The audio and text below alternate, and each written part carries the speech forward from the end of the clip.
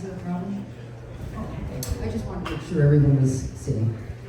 Good morning. I'm Jerry Jennings. I'm president of Great Falls Rising. It is bringing you this candidate forum this morning. We're really happy to see such a good crowd because, you know, this is our city, and we as citizens need to be reliable, responsible, and also give our views as to what we want to see for the future of Great Falls. Thanks for being here. We all have different opinions about what we want for the present and future of Great Falls. Likewise, our candidates have different opinions as well. The important thing is that we listen to one another.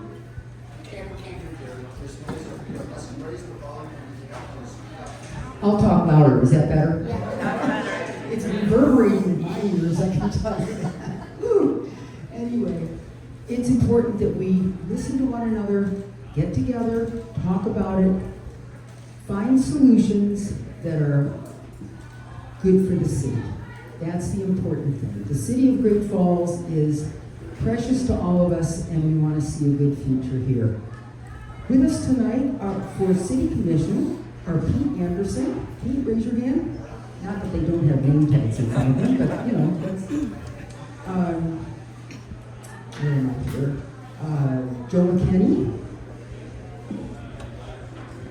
Joe is an incumbent. Matt Pipinich and Casey Schreiner. With us for mayor is Jasmine Taylor. Our current mayor was unable to come, so his answers will be read when the questions are asked. Jasmine Krotkov has kindly consented, volunteered to be our moderator, and Jasmine will do a great job. She'll be the one asking the questions, and she will also be the one giving Cory's answers. I think you've all seen that pieces of paper have been passed around. If you have a question, those questions will be collected collected along the way. But at the end, we'll look at them and make sure that there aren't 5 duplicates and any that are inappropriate. We appreciate that. So without further ado, we also have a timer in the purple sweatshirt here, and each person has 3 minutes. At 2 minutes, they'll be given a signal. At a half minute, they'll be given a signal. And in 3 minutes, they'll be done. Okay? So, candidates, do you have any questions? All right, without further ado, thank you again for coming, and we'll get started. Good morning, everyone, and thanks for coming. It's wonderful to see you all here. First, I'm going to be presenting these questions to you in a random order, and all of you were given copies of the questions beforehand, but I'm not going to be reading them in the order that they were given to you. Just to keep things exciting. And you'll also be calling on you in except when I get into the mic, I get feedback.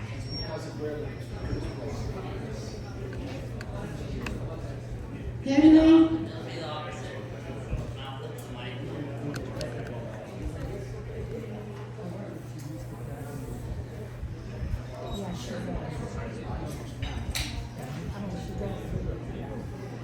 So I will also be calling on you in groups to respond to the questions first in the groups of the city commissioners versus the mayors, and it will not be in the same order every time. So are we ready?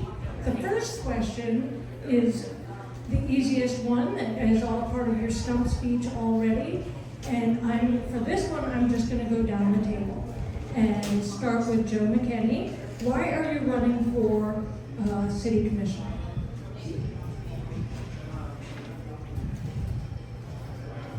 So I wrote all my answers down, so I would try to stay in that 3 minutes. I have a tendency to veer, and I have already veered, because I want to say thank you for the group that put this on.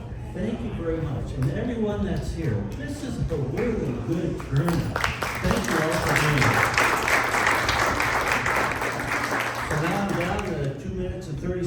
so I'll give it a good run here.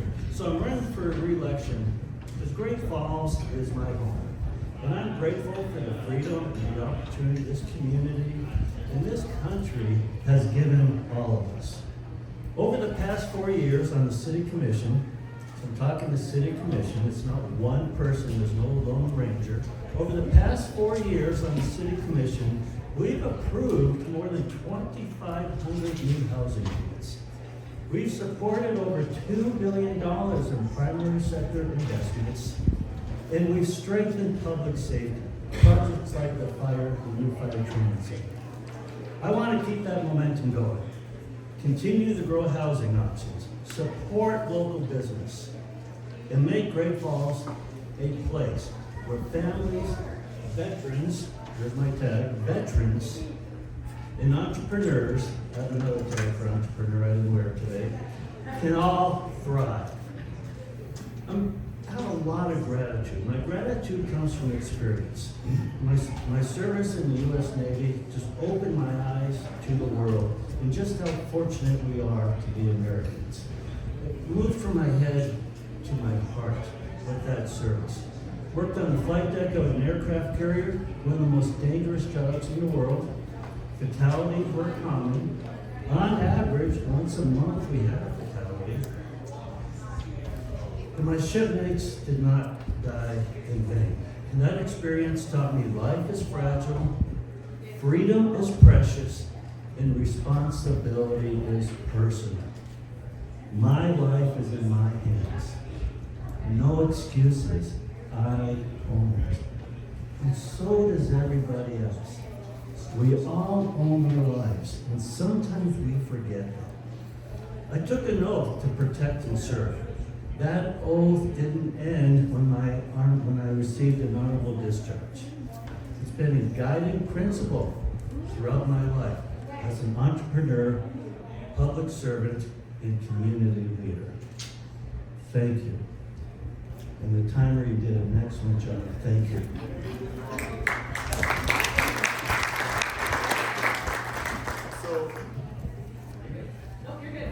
There we go. Yeah, thanks, Joe, for not taking my time too. Joe does talk a lot. So, folks, my name's Casey Schreiner. For those that don't know, my background is I'm a former public school teacher, healthcare leader, former legislator.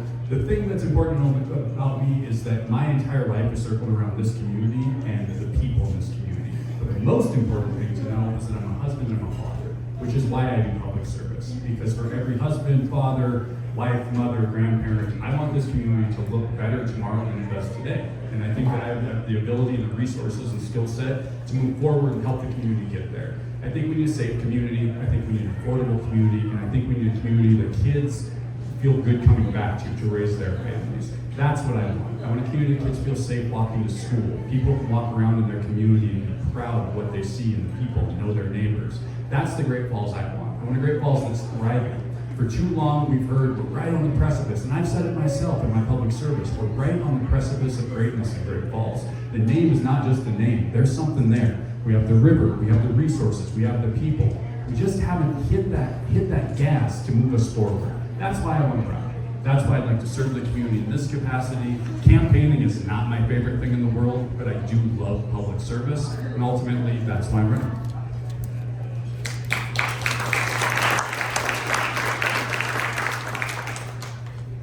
Even under 3 minutes, sounds good. Hi folks, my name is Jasmine Taylor. I am running for mayor. If this is your first time seeing me at an event, I'm always prepared, but I never come with a script. So whatever I say, we're all gonna find out for the first time right now. So why am I running for mayor? Well, to tell the truth, it's because I'm really scared about where our country is going. I've been a longtime activist. I am 36 years old and I'm born and raised in Great Falls. I've seen a lot of the world, but I've kept my life here. It's where my family is, it's where my people are, and I feel it's where my work is. And as an activist, I've watched things happen over the past few years at the little local level that are actually mirroring what's happening at the national level. So I want to talk about two of those things just really quickly. Why am I running for mayor? Well, primarily because I feel that the current mayor and commission have made mistakes in the past few years that have hurt our community. seeking to take 7 mils from the library and then taking 3.5 that we had to claw back hurt us tremendously. I've been very vocal about issues with our budget, issues with big businesses paying taxes, things that we're prioritizing that don't make sense. I want to change how we think about public safety, which is crime prevention and not crime response. If we want to save community, that means that we're ameliorating poverty, that we're addressing substance issues, that we're providing mental health services. All of those things prevent you from becoming a victim of crime. And if crime continues to outpace response, we're never going to catch up. We're just going to have more people to respond because there are more victims. But let's talk about national, because the things that we're seeing, the idea that we need more cops but less services for the homeless, the idea that libraries are not a public good, all of this is a national narrative that doesn't reflect our Great Falls values. And so while I have these very specific things I want to fix right here in our city, I also think we need to be mindful who's in charge because of what happens nationally. At a time not too far away, whoever is in charge of this city is going to have a lot of say on things like what happens when ICE comes into our community. Do we let them wear masks? Do the local police cooperate? What is going to happen when national politics are dragging away our neighbors? I think everyone here knows what I'll do, and I think everyone here knows what our opponent would do. So at this moment in time, Little Great Falls, Montana is a very important place in history. And I think that there's no moment like right now to try to fix our problems. We take care of each other, we protect each other. Our community is each of us. I'm a community member that wants to protect those in my community that need it, wants to listen to those with good ideas, and wants to try things so that this community can be better for all of us. That's why I'm running for mayor. Ooh, 30 seconds left. Thank you.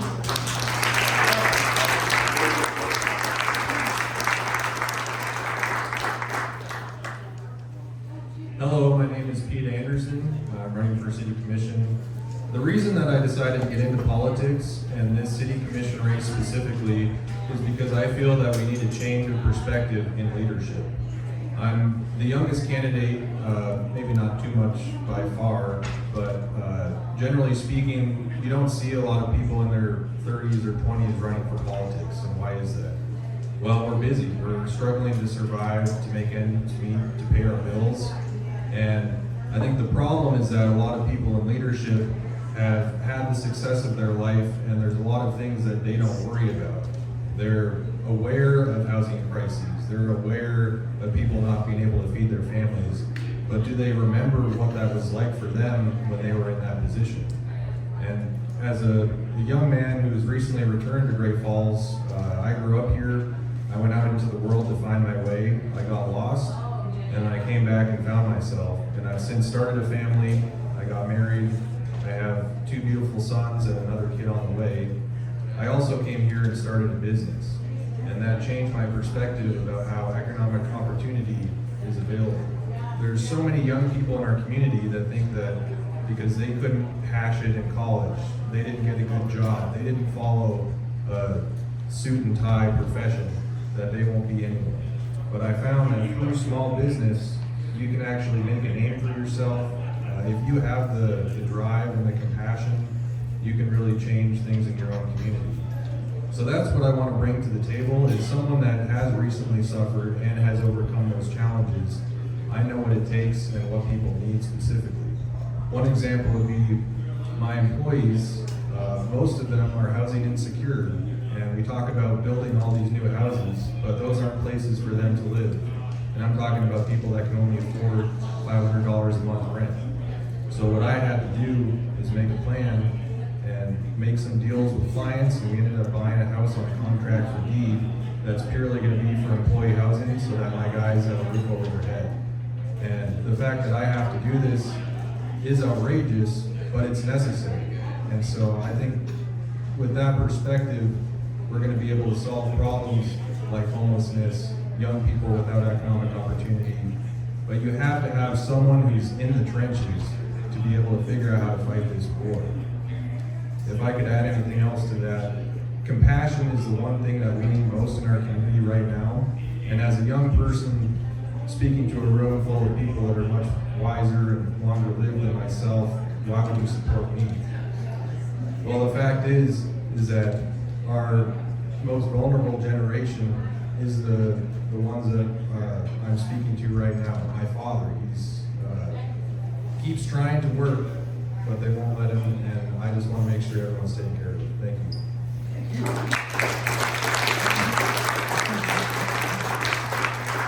Hello, I'm Matt Pipinich, running for City Commissioner as well. And why I am running is because I do believe that local government has the biggest impact on our daily lives. Now, kind of going back to what Jasmine was talking about, there's a lot happening at the federal level that is at our doorstep, and more is coming. I believe the best and most efficient impact we can have is getting involved in our local politics, because one thing I love about Great Falls is we kind of all know of each other, and if we don't, there are ways that we know someone who knows someone, so we get to hear what is out there. But with that said, where my concerns come into play are the cost of living in Great Falls. The example I always give for this is we have a lack of variety when it comes to, let's say, shopping. So for right now, I can say it's cheaper for me, including the gas, to drive to Helena to do grocery shopping and come back. Now, I'm privileged to be able to drive to Helena to do my grocery shopping, to drive back. Most people don't have that privilege. When we look at the cost of rent, the average cost of rent being $1,200 a month here. When we talk about mortgages being insane, property taxes, access to quality education, having our education under attack because we're bootlicking some major corporations and not making them pay their taxes. When I look at all of this, it comes down to cost of living, education, access to healthcare, supporting community, and as Peter just said, like, it all comes from a place of compassion, and that's where we need to move towards, is leadership with compassion.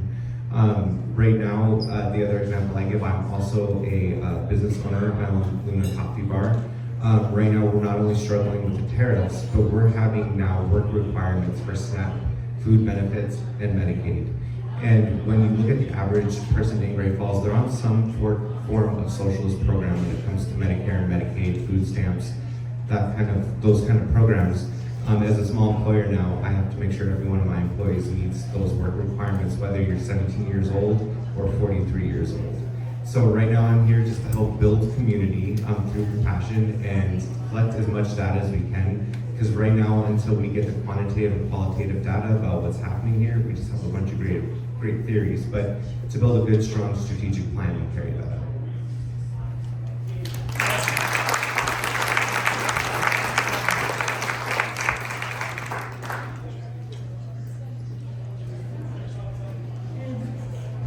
Mayor Reeves writes, in answer to why are you running for mayor, he writes, Great Falls isn't just where I currently serve as mayor, it's the community I grew up in.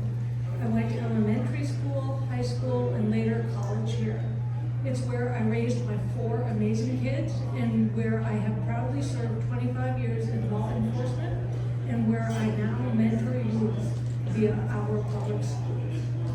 After nearly 2 years as your mayor, we've significantly reduced red tape, updated outdated policies to enhance growth, allowed free downtown parking in the summer months. We've approved every proposed housing development, approved a new fire training center, updated our infrastructure, and we've hired the right department heads to move our city forward. We've expanded housing opportunities, encouraged responsible development, and kept public safety a top priority, with all the common sense leadership focused on results. I'm running for re-election because I genuinely believe in Great Falls, in our people, our grit, and our potential. This city has given me everything: a career, a family, and a sense of purpose. I've worked hard to lead with honesty and integrity, focusing on what matters most: keeping our community safe, growing our economy, creating affordable housing, and respecting the people who serve this city every single day. Great Falls is on the right path, and I want to keep building on that progress so it continues to be a safe, welcoming, and prosperous place for everyone.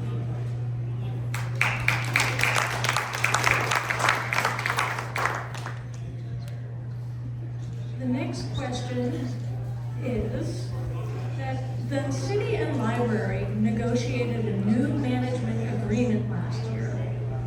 This agreement resulted in some reduced funding for the library. What is your position on this agreement? Should it continue or should it be renegotiated? And for this, we're going to start with the commission candidates, and we're going to start at that end of the table. Would you skip Jasmine and hand the mic to Cory when it comes to your turn, and then the two mayoral candidates will answer. Did I say Cory? Yeah. I said Cory.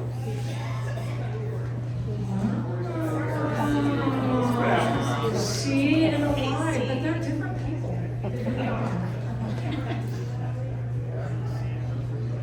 This is actually one of the issues that tipped me over for running for this year's election cycle as opposed to next year's. Not only am I a huge supporter of the library and partner with them as often as possible, because not only are they providing literacy, but they provide a lot of other social services that are vital to a town and are very common for a library to do. On top of that, we have the joys of working with kids. Like right now we're helping run a chess class, and we have 20 to 30 kids that show up to learn how to play chess every Friday. I am in support of reversing that money, and here's why. The city of Great Falls overwhelmingly voted to fund our library. In changing these funds, you have effectively overturned a vote of your people. Whether you agree with it or not, what your people vote on is what we're doing. So I'm strongly passionate about this as I sat in a city commission meeting and watched as there was a proposal to overturn that money. You're overturning the vote. I also support it in the sense that our libraries are a strong foundation for our communities. Without our libraries, we don't have the resources we need to be an effective community. So I am in support of returning that money back to the library and making sure that we have a fully funded library. In the meantime, it is the goal of the commission to find a way to fund the different city departments and to make sure that we have a safe community that doesn't always rely upon raising property taxes. So with that said, there's a lot to dive in there, but as far as the library goes, I'm for fully funding our library.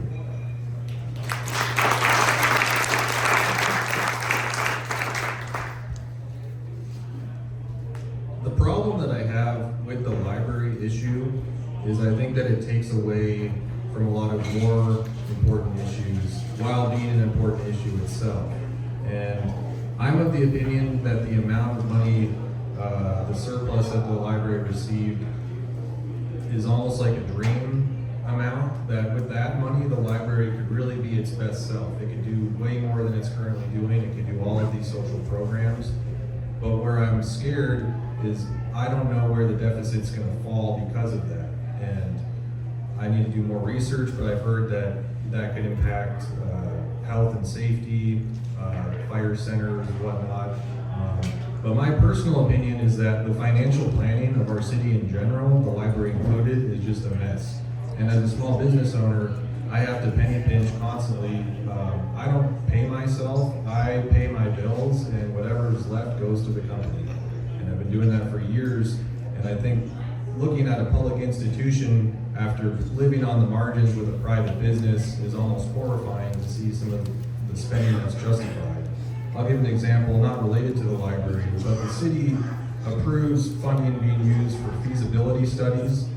And I'm like, come on, what is that? When I want to make a business plan, I make my own feasibility study. And they spend tens of thousands of dollars on these things. And so I'm sure that the library, it needs the money, but I just wonder how far that money needs to go. And I think that there's other examples like the Seattle Public Library we learned about in college. It's renowned around the world for its ability to not only pay for itself through various programs and be a profitable enterprise, but then be a shining jewel in the city in terms of social outreach and community. So yes, I think the library was overfunded to survive, but no, we should not let the library die. I think it's time to take a serious look at all of these institutions and make sure that they're being run intelligently to make money. We need a library, but someone's got to figure out a way for that library to be profitable, because you can measure the economic impact of social programs, but you can more easily measure the economic impact of money in this society. Thank you.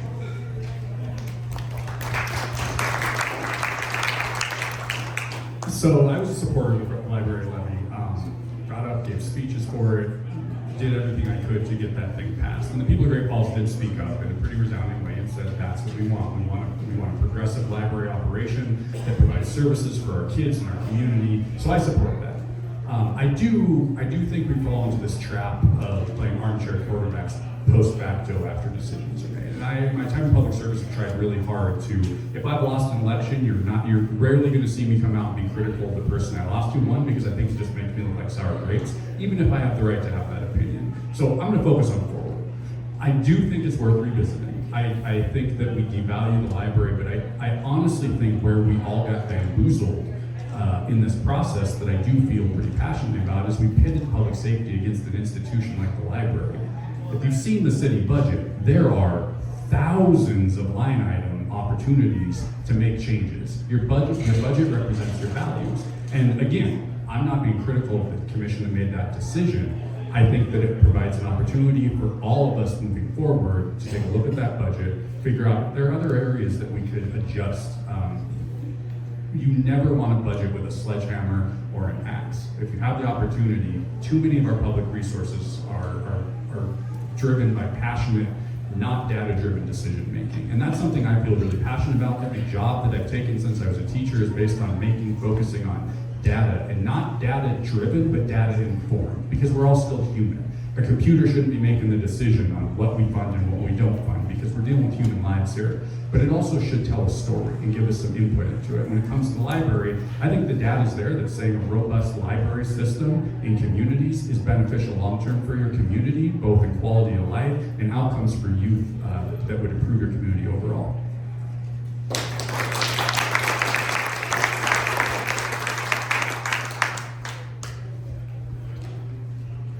So the group putting this on, the questions that we have, you did a really nice job. These are all questions that I frequently get on the campaign trail, so thanks for bringing these forward. So one of them is a library, right? You brought that up. Should the city library agreement, management agreement continue? So let's talk about the management agreement, right? That's the question. The library is a community asset. It's a place for learning, it's a place for connection, it's a place for opportunity.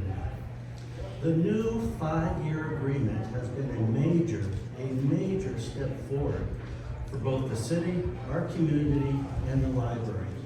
It did 3 key things. So let's talk about the agreement. That's the question. So what are the 3 key things that the library agreement did? It stabilized funding. It permitted staffing to grow. This may surprise you. It permitted staffing to grow from approximately 19 staff members to approximately 34. The new 5-year agreement, 19 to approximately 34. What else it did, the old agreement was a 1-year agreement in perpetuity. It could be canceled at any time, but 1 year after 1 year after 1 year after 1 year after 1 year. It's hard to do long-term planning when the rug can be pulled out of you at any time. So now it's a 5-year agreement providing long-term planning.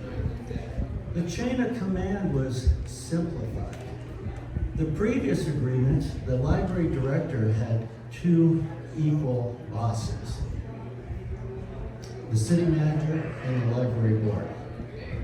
If the director got opposing direction from the boss, which way is the director going to go? We cleaned that up.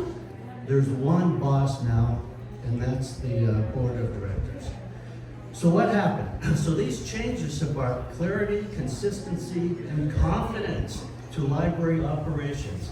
In fact, the Library Foundation feels secure enough to move ahead with a $13 million capital campaign. That's a testament to the trust and the confidence and the stability the agreement allowed. This is a win for the library, our constituents, and the city for this valued service. Thank you.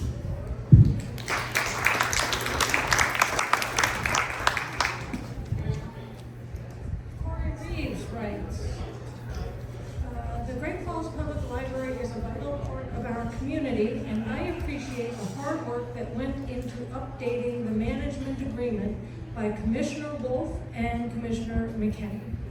It was supported by every member of the City Commission. These changes weren't easy, but they allowed us to redirect critical funding toward a long overdue fire training center. Our firefighters had gone for years without a proper facility to train in, something that directly affects public safety. That decision reflected our commitment to protecting lives first and foremost. With that said, I'll always support our library, and even with the new management agreement, the library was able to put forward everything they promised our community.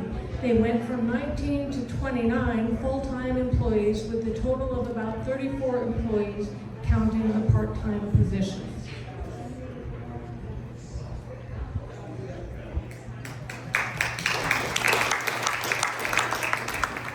I think we all know where I stand on this one, right?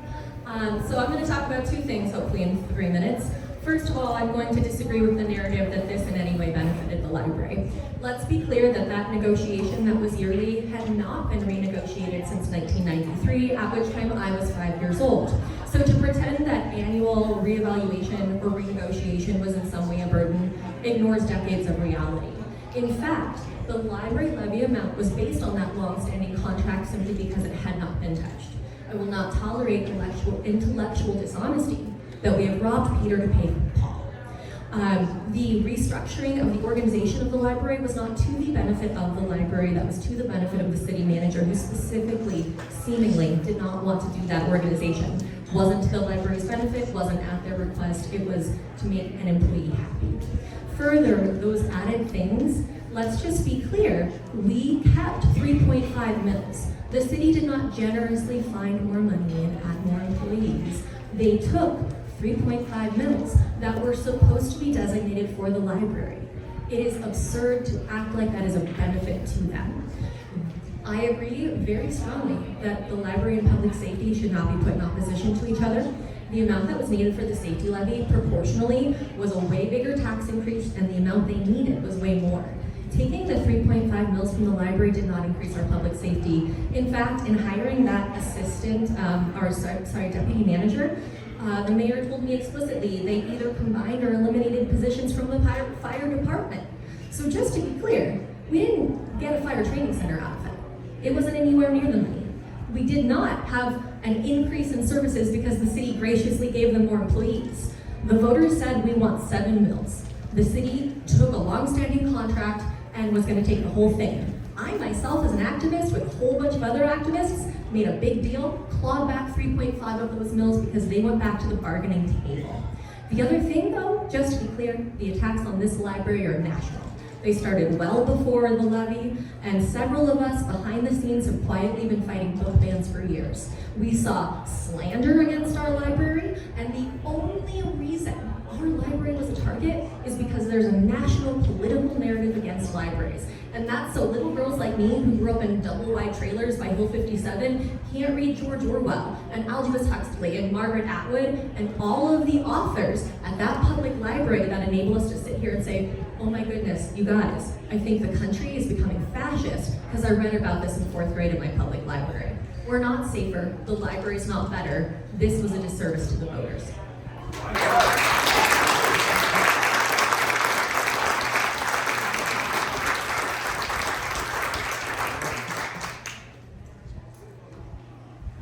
Okay, the next question. I must say you guys are doing great with your timing. You're the best. I didn't have to bring out a big noose for any one of you. Okay, the next question is, Is affordable housing, which is defined for this question as housing available at reasonable prices for most folks, is affordable housing an important goal for our community? And what do you think the city commission can do to support this goal? And for this, we're gonna go Casey, Joe, what's your name? Matt, and Pete. And then, sorry, Matt. And then we'll do the mayors. Thank you, Jasmine. So yes, absolutely, it's the second highest thing. It's probably not even second. I mean, public safety and housing kind of go hand in hand. You have a safer community when people have roofs over their head. That's just flat out true. So, yeah, I gotta clap. So here's the deal. Yes, I fundamentally think it's the responsibility of the city in some capacity of pulling the levers that the laws allow them currently to do to impact this. I mean, as an executive in a local organization, I'll tell you, it is a huge challenge when you're trying to recruit healthcare professionals to this community, for them to come here, see the housing available to them, and make a decision that they're going to move to this community. Not only is that an issue, then you have the other end of the spectrum where people can't afford, our frontline staff can't afford the health insurance and the housing that goes with it to be able to take certain jobs. We have a benefits cliff that exists, so it's actually a huge disadvantage and almost irresponsible to your family to take a 3 cents an hour, and that's an exaggeration, 25 cents an hour raise in order to put yourself in a worse position, especially out of kids. There is an overall impact that all of these things have.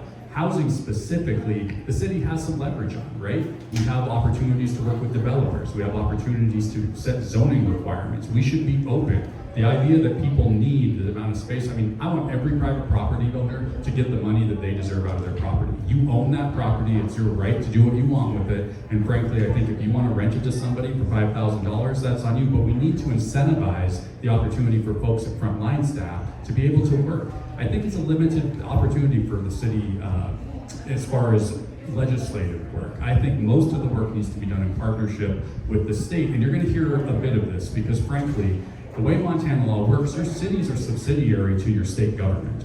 The cities are given the authority to do most of the things they do, and you'll hear this when we talk about revenue and taxes in the future. The cities are told exactly how they get to raise taxes, the limits that are put on them, and that impacts their revenue. This is something that needs to be addressed a long time ago at the state level, but from a city perspective, I think incentivizing where we can developers to build affordable housing. I think recognizing that the private market in this situation is our real only way path out, and we need to have the opportunity for private developers and people that have houses to rent those at an affordable rate to people. And then third, we need to advocate at the national level and the state level for resources to come back to our community in order to keep housing prices down and build developments in an affordable way. Look, how many stick-built houses are we seeing built in our community right now? Very few, right? And the only ones that do get built are in the 500,000-600,000 mark. And to what was said earlier, I don't know how many people in here own business, but how many of your employees can afford a $600,000 home in Great Falls, Montana? You just can't. So at the end of the day, we should be partnering with the other government entities, but most importantly, private sector to help mitigate our housing shortage and make sure housing is affordable long term.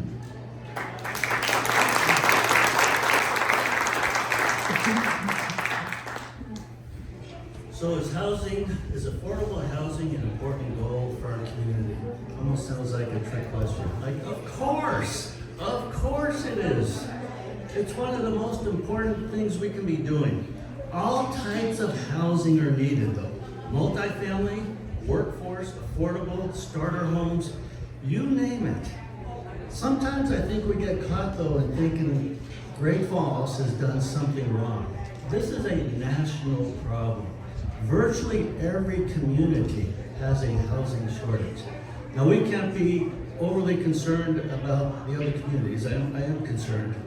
But as a city commissioner and as a leader, we have to focus. We have to focus on Great Falls. So what can we do? In the last few years, more than 2,500, more than 3,000 housing units have been approved or in the pipeline, including affordable and entry-level positions. Projects such as Carter Commons, Meadow Village, that's affordable. Peace Harbor, Bayview Apartments, Santa Vita Estates, Eagles Crossing Phase 2, That's a big diversity of housing, and we need all of it. We've also supported, that hasn't come up, accessory dwelling units.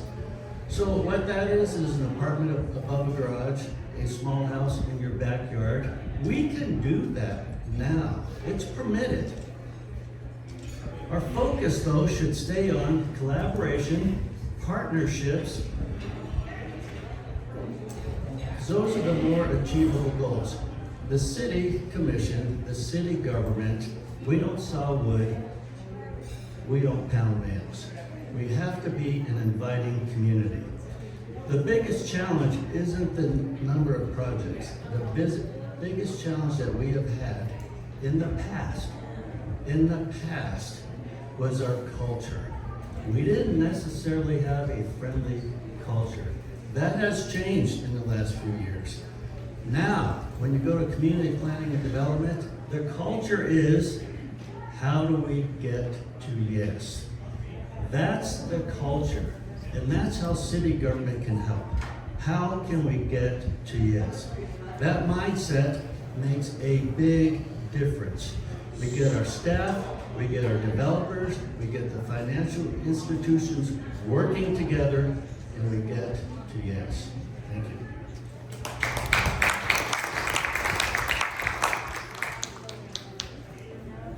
My name is Matt. Thanks, Jasmine.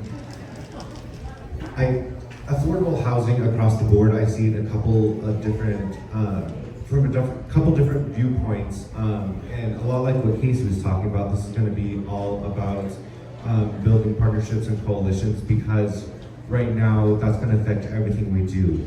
I come from a world, not only do I own businesses, but I work in community development, and I work in the collecting of data for that. So the quantitative and qualitative data that is needed to support a community properly.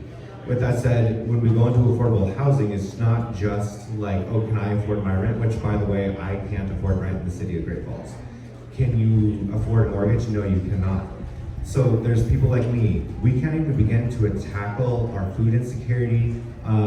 We can't tackle addiction issues. We can't attack all of these other issues that lead to the symptom of people being homeless and unhoused, people having an addictive issue. We can't tackle those until we have a roof over people's heads. We need roof over heads and food in bellies, and then we can tackle all the other issues from there. On the other side of it, we can't start attracting corporations and other businesses and other entities into Great Falls without housing. And that's also where some of those partnerships come into play. When I was in Yellowstone County, we turned to the refineries and said, hey, you have hundreds of employees in our community, this is what we need from you. And they helped fund some of those projects. You also take a look at the city wanting to get rid of some of the city property that is becoming hard to manage and not used. What if we take a look at what does it look like to donate that property to House Great Falls to build housing pods for unhoused people? What does that look like to donate that for vet housing, because veterans are suffering massively within Cascade County. So there's a lot there that comes from big companies coming in all the way down to dealing with the roots of the issues that bother and trouble our community. On top of that, the one I always talk about, the school district, Great Falls Public Schools. People, I'm not kidding, I hear this quite often, as they're coming in to apply for jobs for a school district, they drive down 10th and keep driving straight to Helena. Why? Because not only are they looking at the lack of shopping that we have here, the way we keep our city, but they're looking at the housing.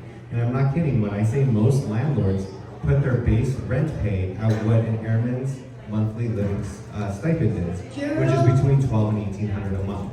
So then you add that plus a little extra, and someone who is making $15 an hour at a coffee shop is definitely not going to pay rent.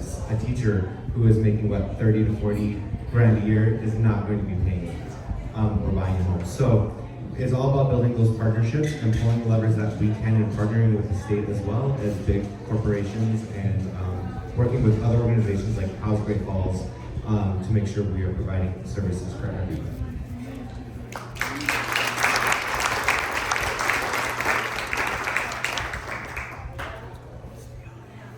I want to pose the question, you could do a show of hands, but how many people in this room own a home or own their own home?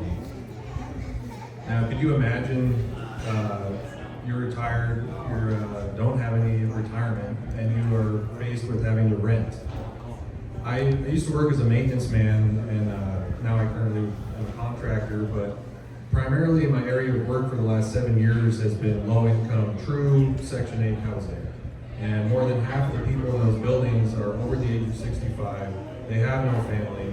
If that Social Security check didn't come every month, they have nothing. What are they going to do? And it's not just people that are older, but it's also this younger generation. And it's kind of a terrifying twist of fate working on these apartments, but they're filled with 18-year-olds, 20-year-olds, just like their house, trying to make a way in the world. They have no support system. And then they're also filled with people that are without family. They lived their life, they didn't have savings, and now this is where they are. That is the most vulnerable part of society. And what can our city do? Well, the truth is that you can't build affordable housing, and I know this because I build houses. It costs money to build a house that is more than you can recoup from an affordable rent. So the solution to that is already in place. It's just not prioritized, or it's not seen as the big deal by the city, and that's with remodeling and Section 8 apartments. Right now, my company is remodeling the Leland apartments just a few blocks away, and they're converting them all into Section 8 because there's more and more Section 8 limits that are coming to our county. More people than ever are qualifying for Section 8 vouchers, and that's a way that these people, I would say if you can qualify for Section 8, you are one of the most vulnerable members of our society, and we need to make sure there's enough housing for that. They say you can't build affordable housing because you have to be a nice person to do it. There's no incentive other than being nice. Well, with Section 8 there is, because of that limit. So every single studio apartment, no matter what quality it is, they have to meet a certain level of livability, but that landlord is going to get $1,000 a month no matter what. And so this is a game changer for a lot of younger entrepreneurs, maybe older landlords, but the small fries in the landlord game now have an opportunity to make more money and house more people. So I think if we look at the Section 8 incentives, the city could be doing a lot more than it currently is to prioritize those housing projects and make sure that our most vulnerable section of society is taken care of before the part of society, like myself. I consider myself privileged. I might be middle class, but I don't think the middle class is what it was in the middle. We have such a rising lower class gap that we need to address that before we build all of these condos. Thank you.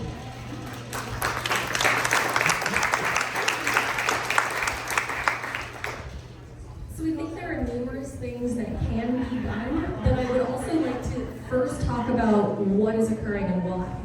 Is there housing scarcity? Well, to a degree. Some of that is created scarcity, as Matt was alluding to. There are companies like Calumet who receive tremendous return on investment from being located here, but then bring people in from out of state and hire them for temporary high-paying positions. Those people that are coming from out of state are getting an apartment with a 6-month or a year lease, right? Because you have to. But then they're not living here on the long term. They're also not registering their cars here, therefore they're not paying things like the tax to go to Giant Springs, right? So there is some scarcity that's being created by large corporations simply not hiring local. So while I love the idea of we need to build more, but if we're gonna build local, we need to hire local. If we're going to build local, then that needs to benefit the workers in our local community, and we have more than enough skilled workers to do so. Concrete things we can do are things like encouraging TIF funding, tax increment financing funding. It gets really sexy when you get into logistics, guys. But TIF is a way that you can do things to do workforce housing and get basically some money back at the end. And those have affordability measures worked in. So the city's proposed growth plan has some TIF stuff in there for workforce housing, with affordability rates for any apartments that would have to stay at that rate for 70 years and homes for 30 years. That's a great proposal. That doesn't come from the commission, it comes from staff, but I love it. But the other things that we should be looking at are tenants unions. Tenants unions, because private industry will always be for private profit, and the goal of government is to protect our citizens. So we need to be looking at our mobile home parks. We've seen this happen throughout the state. Montana's become the least affordable state in the country very quickly. So our remaining mobile home parks, they need a union for those individuals. We're seeing those get sold out from under people. We need tenants unions for individuals that live in apartments. I haven't said this publicly, but over the summer, my personal car got stolen. And I didn't say anything publicly because I was like, gosh, are they just messing with me because I'm a political person? And if so, I didn't want to give them, you got me, you stole my car. Wasn't that at all. I'm just a regular old person. My car got stolen. They found it 2 days ago, our first really cold night. Someone had been living in it. It was an unhoused person. I had 2 blankets in there, which is clearly all they've had since we've had this whole sense. We have this attitude towards the unhoused as if they're morally inferior, but so many people in Great Falls are on that track right now. Our elderly, a vast majority of kids in foster care that don't have a support system will be unhoused soon. So I think the role of government is to protect those that are here, identify the issues that are creating the scarcity, and prevent those things from continuing to occur. Thank you.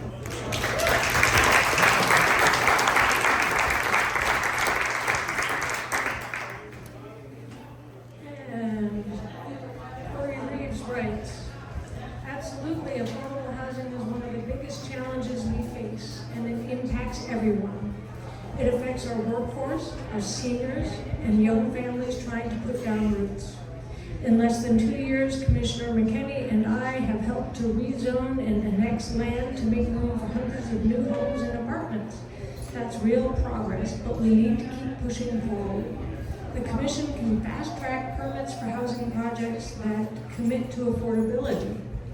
Continue supporting developers who work with nonprofits like NeighborWorks and partner with the state to bring in more housing funds. We've also financially backed Great Falls NeighborWorks because they're doing the hands-on work of building and repairing homes for working families. We must keep that partnership strong. Affordable housing isn't just an economic issue. It's about giving people stability, dignity, and a sense of belonging.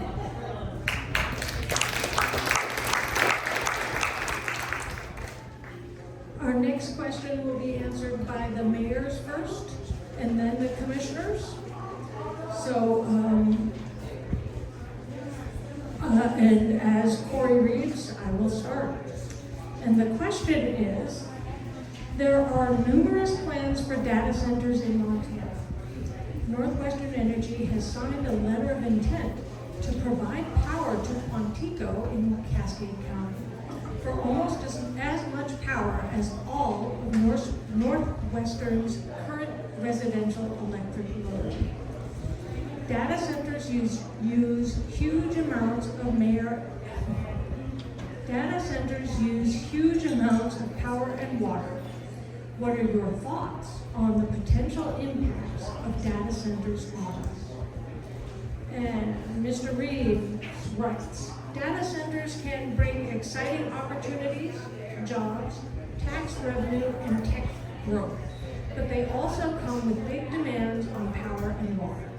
The proposed data center in Cascade County is estimated to create 1,500 to 2,000 construction jobs and 150 to 200 permanent positions. As of this point, I don't believe the proposed data center has filed any permits with the City of Great Falls.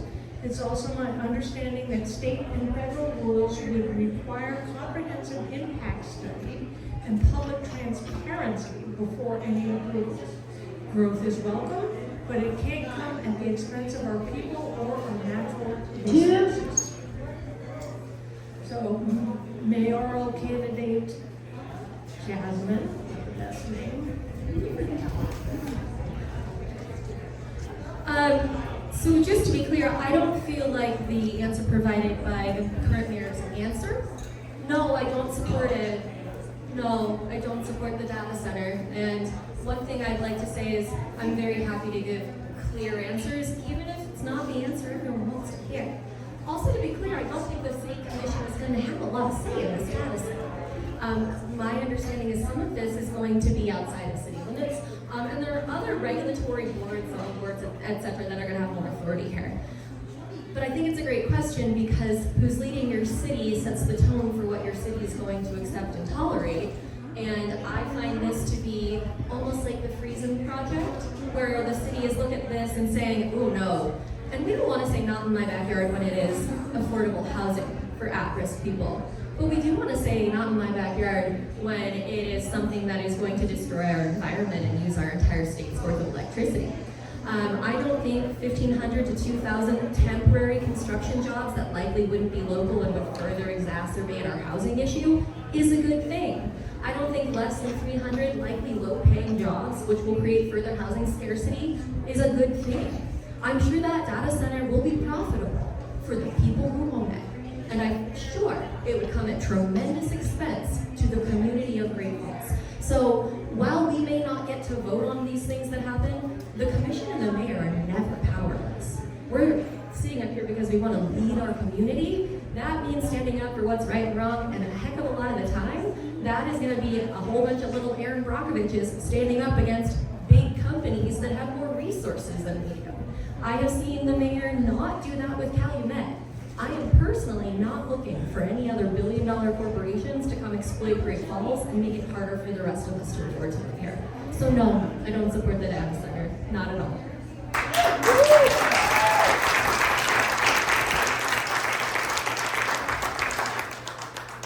Next, we'll go to our commission candidates, and we'll start with Pete Anderson, and then go to Matt Pipinich and Casey, and we'll give Joe the last word this time. You know, I do think Jasmine makes a good point with the being apprehensive of something like a data center. And that's one thing that I've been a really strong proponent of is growth from the inside out. I'm naturally resistant to outsiders coming into Montana, and I don't mean people, but I mean business. Because as a contractor, we see a lot of jobs that, you know, you get jealous, you wish, oh, I wish I could have gotten that. But it's not that I wish that I could have had a local job. I wish that the whole network of contractors that I know in the community have access to these jobs. And there's a lot of money that comes in and ends up leaving our state and doesn't circulate back through our economy, and that's part of the reasons why Montana is lagging behind. But again, there's another part of this, and it's honestly, it's a call to arms, because the city isn't asking the data center to come here. The data center located our city, did the math, and thought it would be a good deal. And the only way that we can resist this type of thing from happening is we have to start growing more from the inside out. We've already identified we want more housing, we want more jobs. Well, what if I told you that we have all the pieces that we need sitting here in this room right now? Every option that I've had to grow my business came from someone that was giving me a chance. My very first client said, you know what? I don't know you, but I really want you to have a good start, so I'm going to give you this job. Not because he wanted the work done, he wanted to see me thrive. And we really need to take a close look at all of our friends, our kids, really that young generation that's coming up, and they have so much drive, they have so much desire. And as I grow older, and some of the people I know, one thing that we end up having as an asset is money. And I think that money should be spent back into the community. So I urge all of you, anyone who has something extra, if you have more than you need to live, think about how maybe you could make that grow. Maybe there's a business idea that you've always had that you never took that leap of faith. But I think as a community, Great Falls needs to take itself seriously, and we need to start growing small from the inside out, and that's how we'll block all of these big sharks from coming in and gobbling us up.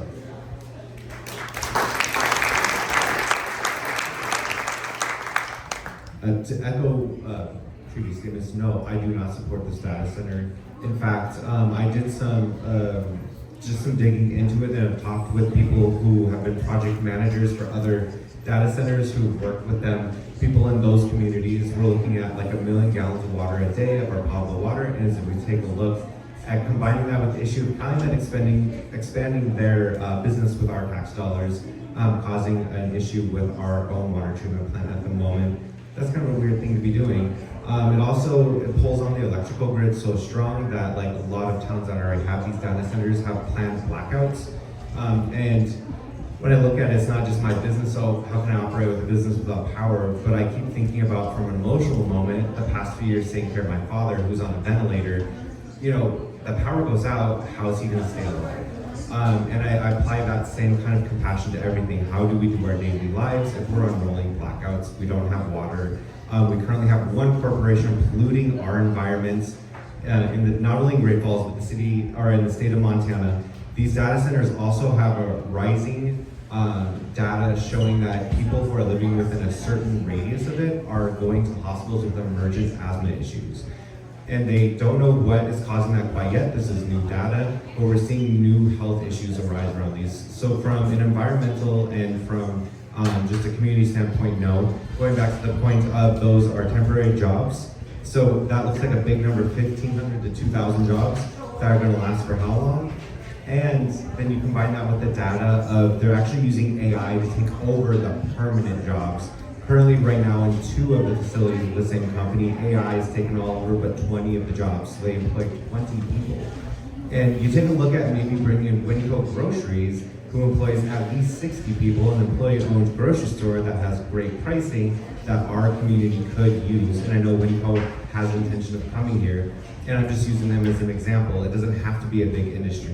With that said, as a small business owner, I do think our community does need a very intentional dichotomy of big corporation and small business, but we need to leverage those big corporations to pay for infrastructure changes, to grow our community, and to contribute like a small business would. And if they're not gonna do that, then we don't want them. And also, we should just be changing ourselves to attract them.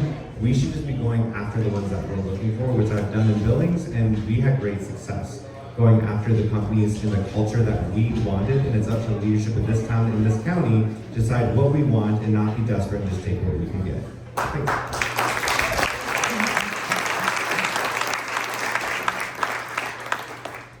So I might give a non-answer.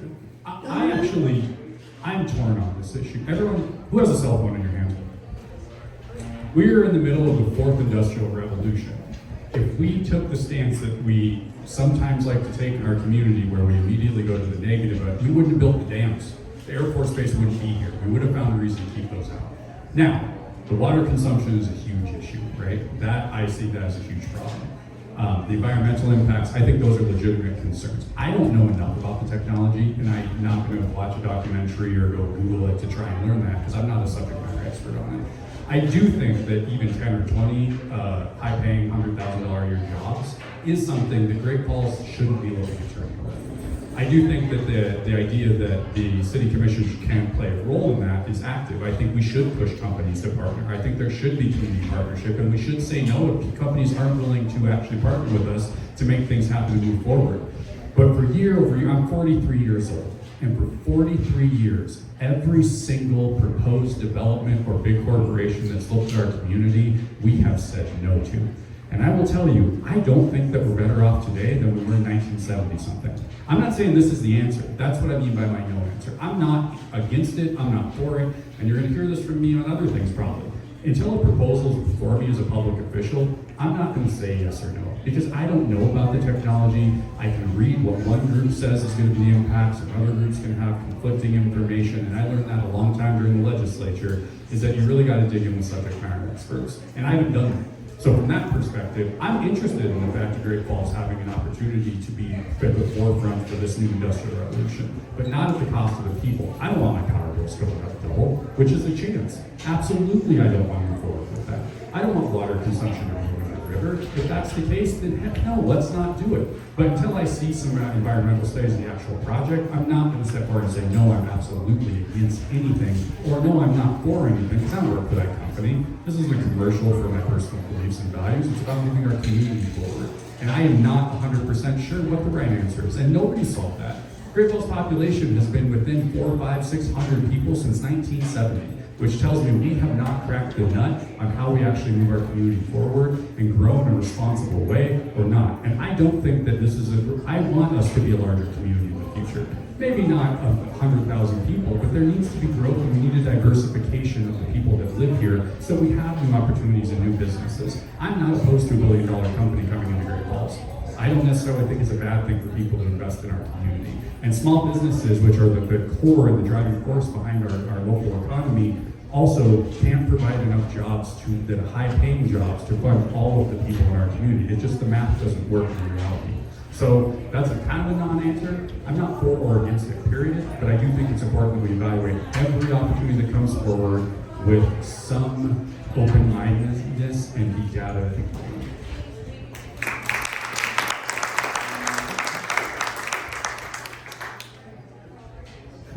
Casey, that was not a non-answer. Here's the question. What are your thoughts on the impacts of data centers in Montana? You gave an answer. Those are your thoughts, right? Some folks got off track. The question wasn't, are we for it or are we against it? The question is, what are our thoughts? And that's a really good question. So this project can be a real shot in the arm for our community. The Great Falls Development Alliance and other interested parties are actively exploring options. The potential benefits are significant. We're talking a $2 billion investment. There are new jobs, there's investment, but most important, it's momentum. Momentum for our community and momentum for our local economy. So there are concerns. There are absolute concerns. On the positive side, an active and growing community is exactly what we want to see. But right now, there are way more questions than there are answers. This is going to be years in development, if it goes forward, right? That's a big if. It's being explored at the present time. I need more information from the developer, from the Public Service Commission, from Northwest Energy, and maybe even FERC on the national level. So it's way too early to draw conclusions, but I'm thrilled it's being explored in our area. Thank you.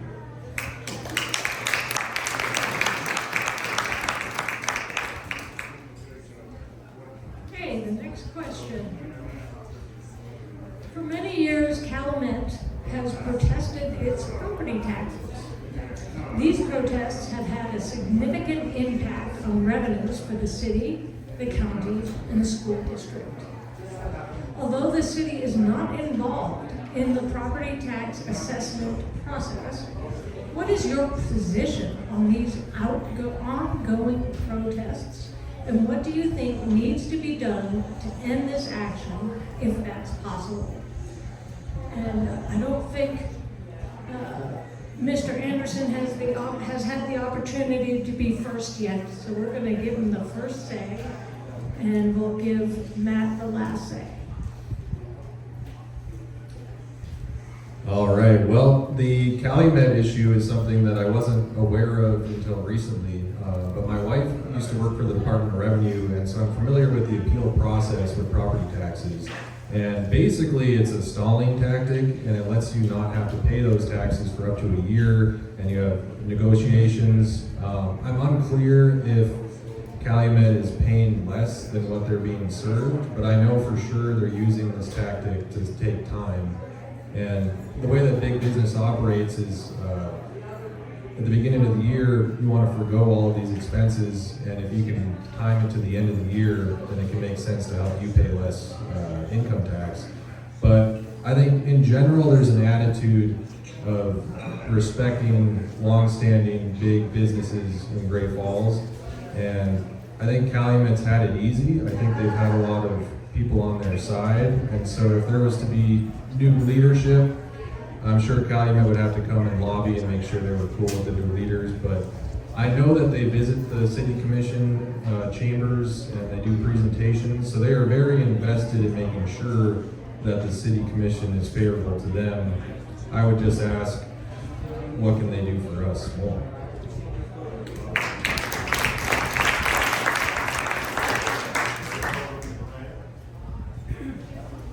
So I view the Calumet issue similar to the library levy. I think that we've created a false issue here. The issue isn't with the company as much as it's with the law that allows them to do this. We've seen this with other companies. While I served in the legislature, this issue came up with school districts continuously, constantly across the state. At the end of the day, when taxes get paid, they go into escrow. But you know who still gets their portion?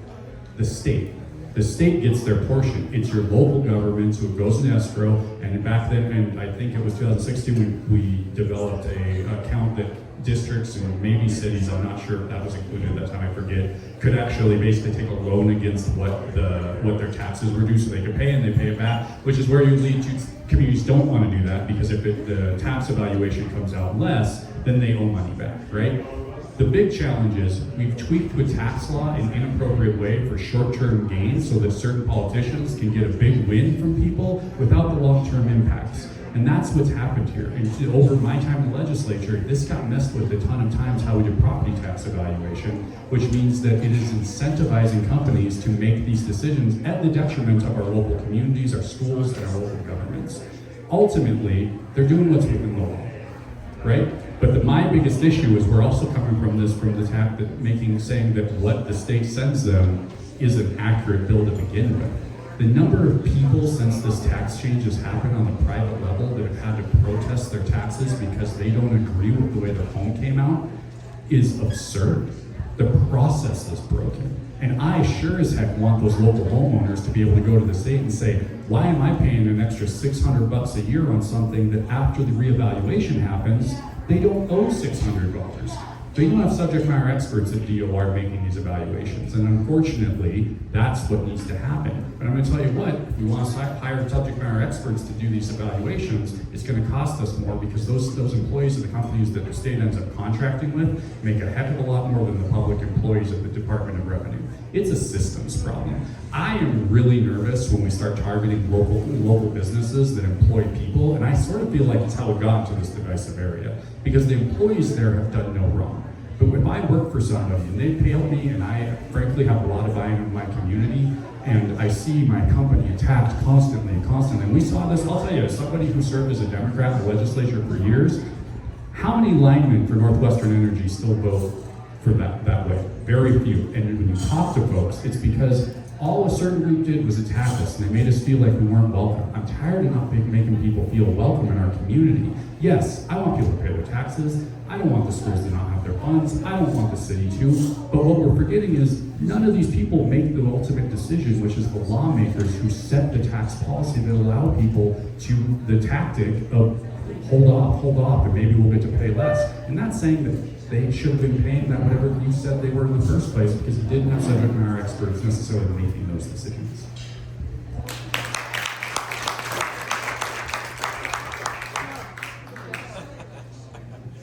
The boss has spoken. So I really like this question a lot. I spoke earlier, about being a Navy veteran, hit on being an entrepreneur, but really my career field is entrepreneur. I'm going to do it to the day I die. I love it. And I've been an entrepreneur since I was in my mid-20s. No one gave me anything. When I moved to Great Falls, I didn't know anybody. I just scratched and clawed and made my own life. Became an entrepreneur, hired people, had hundreds of employees through the years. But to this question, I like talking business. You may be surprised to know Calumet is our #1 taxpayer in Great Falls. They're our #1 city taxpayer. And their city taxes, I love throwing this out, did the math myself.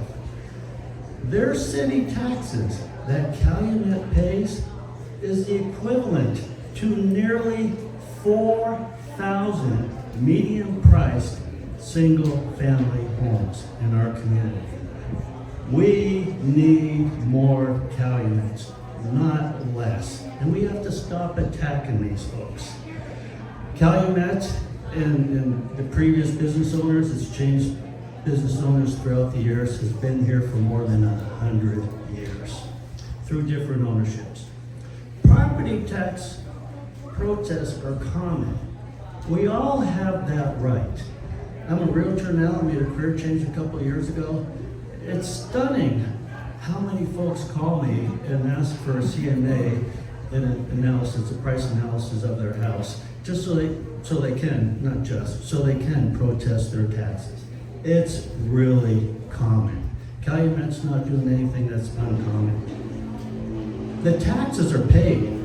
Calumet paid the taxes.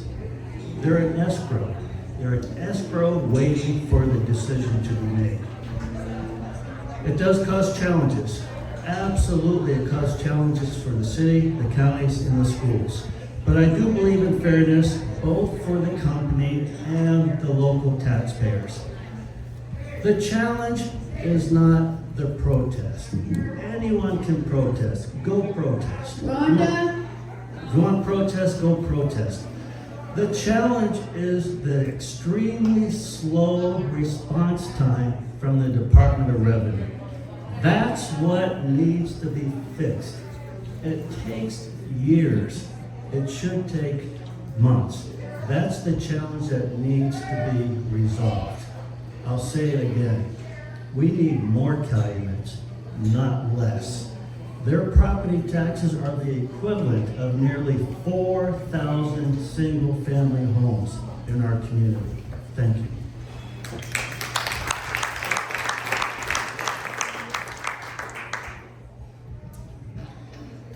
So I will agree with previous statements because that's my take. Is we have a very broken system, and I worked for 18 years in corporate America, pretty high up, and kind of understand how all of that shakes out.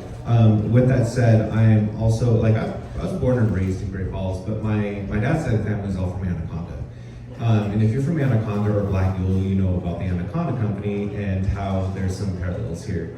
So when it comes to going back to earlier sentiments I was saying, when it comes to a bigger corporation being in our town, bare minimum is not good enough. They can afford to do more. Yes, they are paying their taxes, but if you hear these big numbers and they look fancy, take it compared to what their revenue is. Take it to what they could be contributing. Take it to what they're not doing. I am for supporting Calumet to be a healthy employer in our community. That means paying their taxes, making their contribution to our school district. Y'all probably read that news article about a week ago about how the school district is suffering because of Calumet's lack of payment. But they're also environmentally destroying. Here and in Ponderosa County, they are dumping in the water. As I'm walking around and knocking doors, I'm hearing from the Riverview area about some of the things that are happening there, not only with like air pollution, but sound. Black Eagle, I know Black Eagle is not a part of my campaign because they're not a part of Great Falls in that way. Black Eagle is furious. So, okay, cool. They need to pay their taxes. I'm grateful if they have, and it's just an escrow. But do we have an economic recovery, or do we have an environmental recovery plan for them? Are they contributing to the community that they're taking from? There's more than just the taxes there. So the protest is, from our end, about their protest is their lack of just wanting to care, and corporations won't unless they're forced to.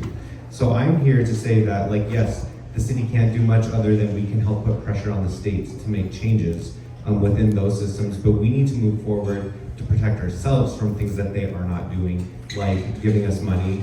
We can't just say and be like, boo-hoo, they didn't give us money for the school district. We need to say, boo-hoo, they're not giving us the money, but also, here's our plan to move forward to help subsidize that. Because we can't just wait to be saved by these lack of funds, but also environmentally. I do believe there was a couple years ago, there was an incident that happened, and the people that were affected, they quietly gathered them, and Calumet decided just to give a $5,000 donation to CMR, I do believe was what the settlement was. No direct, most of those people ended up in the emergency room. So there was no direct reprimation for that. So this is not an attack on Calumet per se, this is saying we need to hold companies and our big corporations in our community accountable to be good companies, treat their employees well, and the community. Thanks.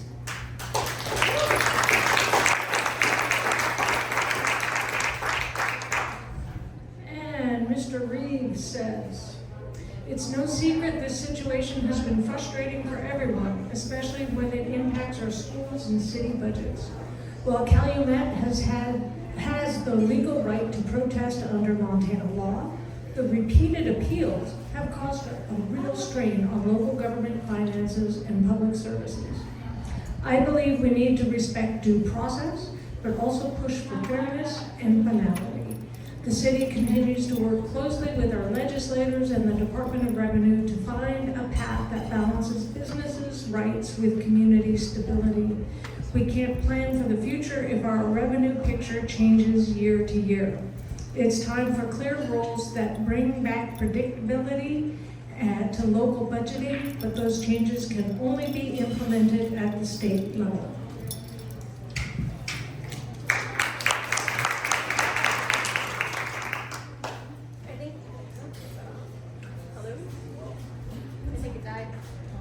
Question mark? Oh, there we go. Woo, beautiful. All right. I think we all know my opinion on this one too. And the first thing I'd like to say is that stating facts is not attacking. I'm sorry if math makes Calumet angry, but everything I've said about Calumet has been factual. Also, the idea that we should be thankful for the employer rather than the employer being thankful for our labor and our resources is not something I abide. Calumet's not doing us a favor by existing here, guys. They're not going to up and move their oil refinery because we've annoyed them by asking them to pay their property taxes in a timely manner. And a mayoral candidate saying on Facebook that I find their behavior unethical doesn't result in their employees getting fired. I find it weird that employees at Calumet are so in fear of them or seemingly feel like they need to defend them that me accurately telling their property tax history is being called an attack. But just to be clear, as a representative of the community, we should be representing people, not a business. I don't believe in this Citizens United idea that I, a person, am hurting Calumet's feelings. Calumet is a billion-dollar corporation, and what they've done effectively that I've seen is that their local people are charming and lovely and do a wonderful job making great relationships with the local individuals representing our community. I don't see that as to our benefit, especially in these situations. I also don't believe that we're powerless. Thank you to Casey, you explained the process beautifully. They go through this negotiation process because they say DOR has overvalued us, right? That can take years. However, when you're a billion-dollar company and it's taken years, when you got valued at $16 million and then you only have to pay $11 million, yeah, $5 million is a lot to most of us, but it's not to Calumet. And the harm they are doing to our budget in that time is what we're asking them to acknowledge. We're not subject matter experts, and DOR does not have a subject matter expert that can probably accurately evaluate them because it's such a small refinery that it's pretty unique in the country. But we have talked to experts in this arena about one, can we sue DOR for a constitutionality case? Probably, and we're gonna work on it regardless of whether I'm impacted. But two, this multi-million-dollar company could probably talk to the legislature and say, what if we pay for an independent assessment? Because I think 150, 200 grand a year for them to get a more accurate assessment that doesn't go through a slow process through DOR would probably be a good faith solution. But I will not apologize or feel sorry for criticizing a billion-dollar company that wants basically its 2-for-1 discount coupon every time its property taxes come up. And in doing so, withholds millions of dollars from our school system every year. Calumet is not a victim. They are a $1 million oil company. We already have lawyers and lobbyists and some grateful senators that represent their interests well. Perhaps what we need is a mayor that's going to hold them accountable for when they're hurting our community.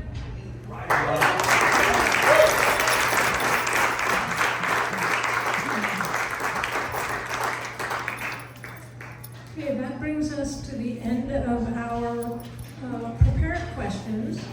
And there was an intention to end this or to wrap it up by 11:30. And I know people have things to do and places to go. So we're just going to move now into questions from the audience. And so I have to pick a route again. So we'll go from this side of the table to that side of the table. And the question is, there is talk of privatizing the Mansfield Center and theater. How do you feel about this? And for these answers, please keep yourself to 1 minute.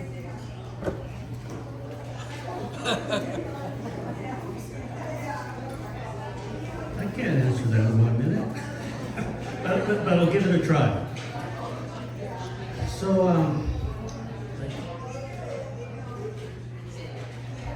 funding our general fund, which is the property tax fund, is very difficult.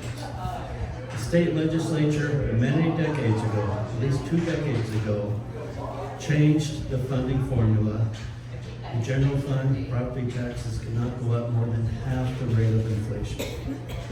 So public safety, parks, administration, civic center, auditorium, all of that is funded by property tax, and we can't keep up with inflation. If I had to live with that rule in my business career, in my entrepreneur career, I would have been out of business 20 years ago. We have a funding challenge. We need to address that funding challenge. We need to think outside the box. I have a long answer. I can't do that in 1 minute. Thank you. So generally, I am against privatization of public resources, specifically employees, because I think that oftentimes what happens is it's not better for the families when you move into that situation because you do it for cost savings. With that said, I also believe that we have undervalued or underutilized everywhere in Montana, not just in our community, public-private partnerships. I think there are some areas, and maybe the Mansfield Center is one of the areas that makes sense, but I'd have to know a little bit more about it, where we could find a partner that helps with the funding. And some of that public-private partnership can come from people like when earlier conversation about our large employer, large business partners in our community, I think that's a place where we should say, look, we have a need in our community. What are your opportunities or your thoughts on helping us in this area? I do think the path for many of these things that aren't about protecting public safety or education or housing, even in housing it probably applies, but I think public-private partnerships is kind of where we're going to have to go due to the funding issues.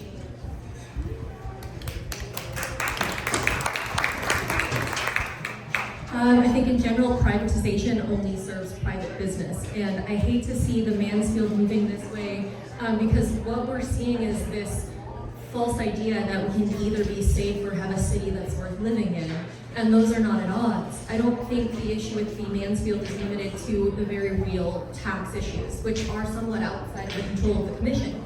However, they also represent some of the continued bad budgeting that we've seen from our city. You know, we're approving projects when we don't have funds in place, and that is simply poor business.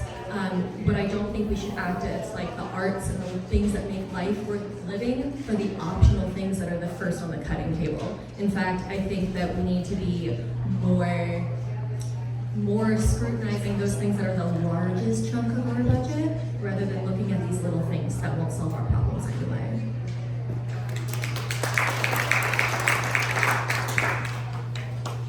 When I was a kid, the Mansfield Center was pretty poppin'. We had the science fairs, I'm sure they still have those there, and the Nutcracker, and it seems wondrous, but you know what's poppin' today is the Newberry.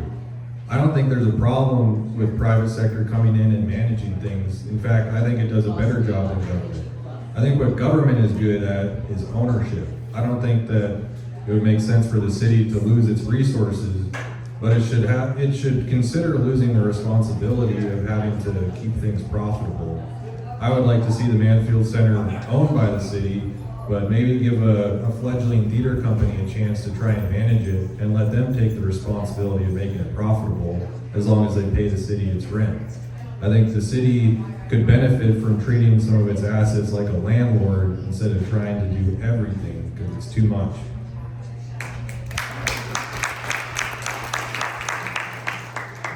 To put it out there again, I think the either or thinking is going to be the nail in our coffin. I think it's not either or, either we do this or do that. I think there's always the other C word outside of compassion is compromise, or taking a look at what we can and cannot do, but we don't have to sacrifice one thing for another. With that said, I have been heavily in the arts my entire life, and I don't believe in privatizing the arts in the sense that it is not profitable. The Newberry is profitable through the fact that they're putting out their bands that people want to come see, and there's alcohol involved. But when it comes to the Mansfield Center, that's arts that's going to be something that we have to fund at some level as a community, just because it isn't profitable. And I've seen so many community arts centers and like civic centers go under because they were privatized and just didn't make a dollar, so they got sold out to private equity.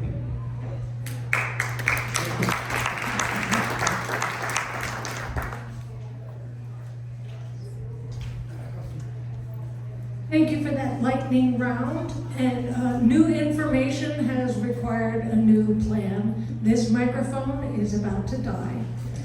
And rather than waiting for it to peter out into nothingness and leave some of our candidates with the opportunity to answer a question and others without that opportunity, I am afraid we're going to have to close out. So thank you very much.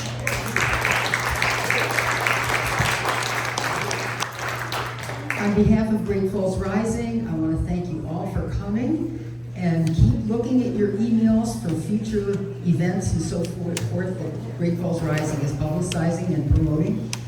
I don't know if you folks want to stay for a while, if anybody has any questions. Okay, that looks like a nod. Thank you again. Remember, it is our responsibility to push and encourage Great Falls in a positive way. Thank you.